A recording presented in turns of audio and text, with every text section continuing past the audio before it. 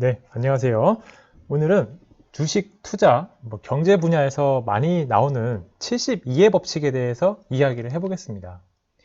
우리는 지수를 공부하면서 복리법에 대해서 수업 시간에 배웠는데요.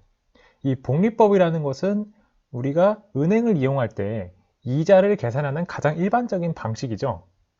이 복리법을 제대로 이해하고 있다면 72의 법칙도 이해할 수 있는데요. 오늘은 그것에 대해서 알아보겠습니다. 먼저 72의 법칙에 대한 간단한 설명을 해보겠습니다. 신기한 72의 법칙. 자산이 두 배로 불어나는 데에 얼마나 시간이 걸릴까를 계산하는 공식인데요. 예를 들어서 금리가 연 8%인 은행 상품이 있습니다. 여기서 중요한 건 적금은 아니고요. 예금만 얘기하는 겁니다. 적금은 조금 다른 개념이에요.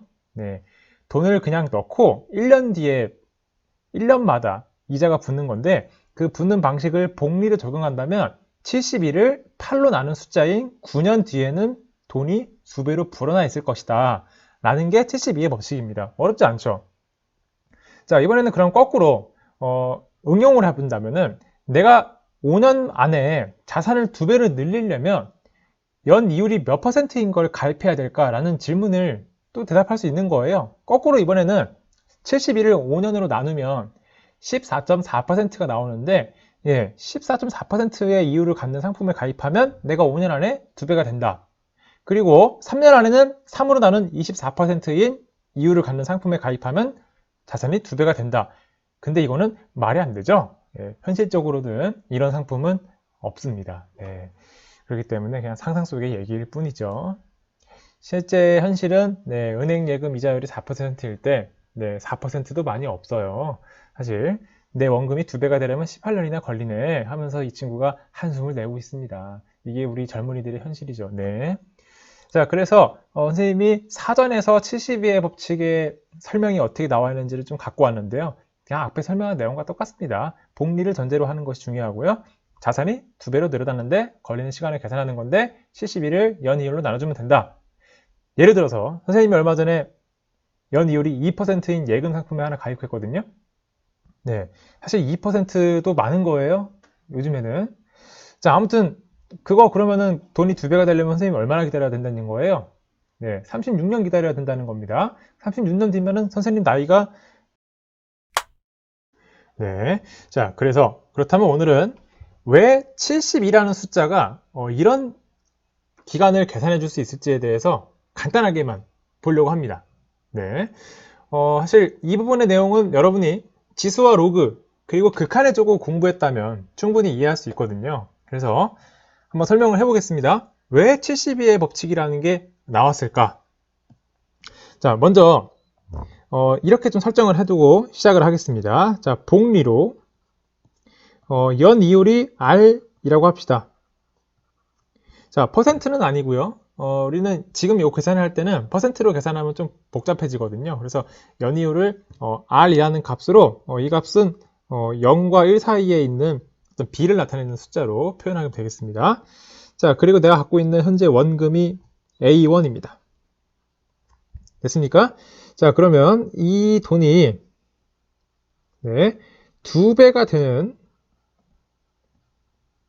그 시기를 X라고 두면 우리가 X년이 지났을 때 몇 년 뒤에 두 배가 되는지를 알아보기 위한 거니까요. 먼저 여러분이 써야 되는 건 뭐냐면 자, 이렇게 할게요. X년 후에 원리 합계를 먼저 써보겠습니다.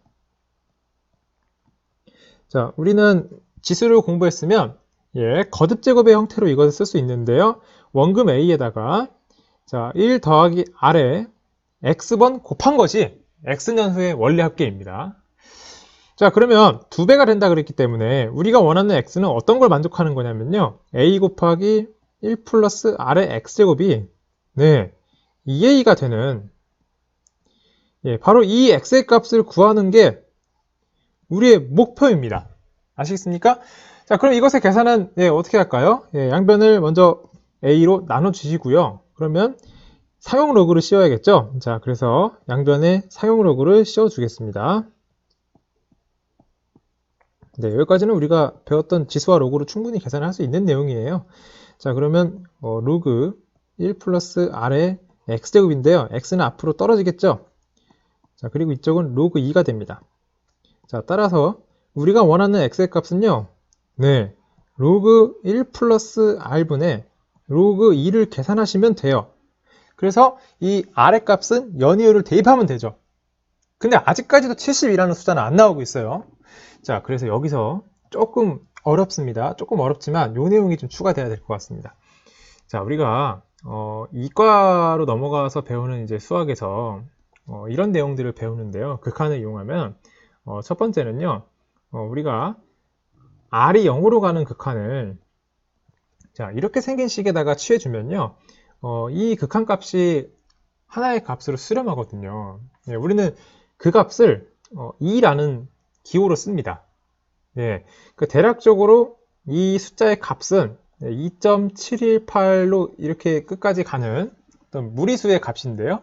어쨌든 하나의 값으로 수렴하고 우리는 이 2라는 값을 자연상수라고 부르고요.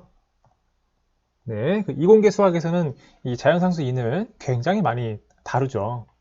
자, 그리고 또 하나의 극한값을 알아볼 건데요. 자, 다음 극한값은 어떤 거냐면, 자, 이것의 값을 2라고 정의했기 때문에 우리가 구할 수 있는 극한인데요.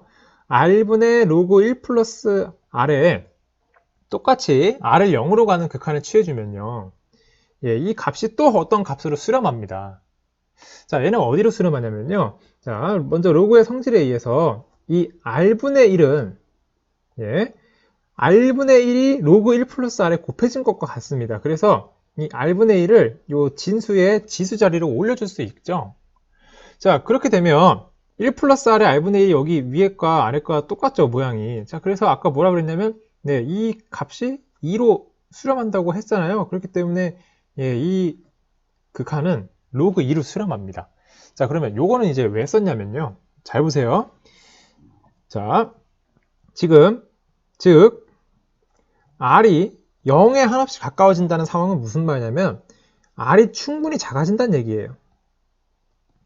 자, 우리는 먼저 R이 충분히 작아질 때 72의 법칙이 되는 이유를 설명해 보겠습니다. R이 충분히 작아지면 어떤 얘기를 할 수 있는 거냐면 R분의 로그 1 플러스 R은 네, 로그 2라는 값과 근사적으로 같아집니다. 네. 자, 그렇기 때문에 자, 마지막 결론은 로그 1 플러스 R의 값은 네, 근사적으로 R 곱하기 로그 2와 같아지기 때문에 자, 여기서 나오는 예, 요 x값을 다시 한번 갖고 오겠습니다. 그래서 요 x값, 즉 우리가 원하는 이 x값은 로그 1 플러스 r분의 로그 2를 계산하는 건데요. 이 값이 로그 1 플러스 r 대신에 r 곱하기 로그 2를 넣을 수 있다는 얘기예요. 네, 자, 그래서 이 로그 2라는 값과 그리고 또 로그 숫자 2라는 값은 모두 우리가 상용로그표를 이용해서 그 값을 구할 수 있고요. 그리고 계산기를 이용해서 그 값을 구할 수 있어요. 그래서 얘를 대략 계산하시면 네, 요 것을 계산하시면 0.693 정도가 나오거든요. 그래서 얘는 R분의 0.693의 값과 근사적으로 같습니다. 됐나요?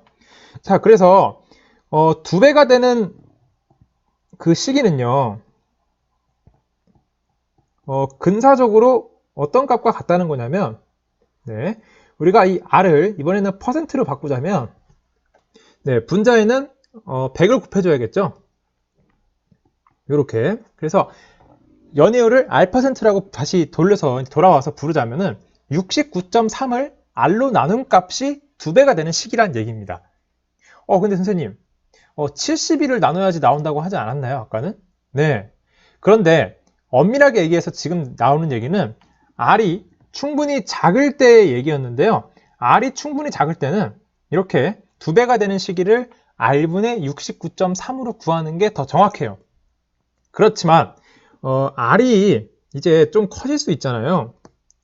자, 그래서 R이 이제 좀 커지면 그때는 더 이상 69.3으로 하는 것보다는 좀 다른 숫자로 하는 게 더 근사적으로 되거든요. 그래서 그때는 네, 어떤 값에 그 2배가 되는 시기가 근사되냐면 69.3이라는 숫자 대신에 72를 선택한 거예요.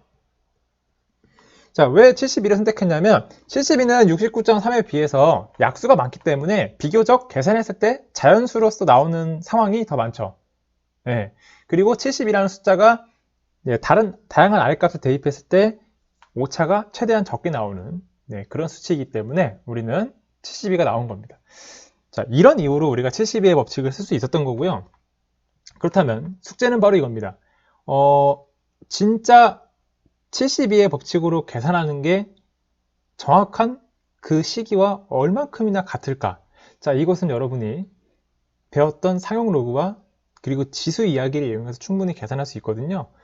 한번 해보시기 바랍니다.